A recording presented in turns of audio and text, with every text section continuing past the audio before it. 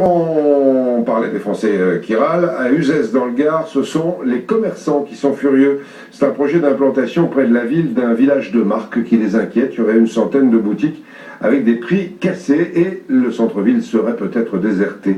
À Uzès, Jean-François Garcia, Lucaroube.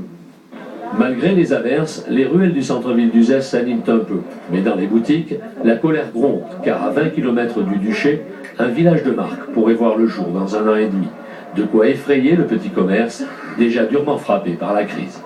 Fatalement, on va perdre en durée de passage des touristes et au niveau également du porte-monnaie. Naturellement, ceux qui se dépensent à droite ne se dépensent pas à gauche. Si toutes les petites boutiques vivantes n'arrivent pas à vivre, ça va péricliter, vont fermer et les villages seront morts. C'est clair, quand vous avez des grands magasins comme ça avec des prix tellement alléchants, ça sera certainement dangereux. À tel point, selon eux, qu'il y aurait urgence à s'unir pour contrer le projet. À Fournaise, sur le terrain où le village devrait s'implanter, avec ses 110 boutiques, on préfère parler emploi.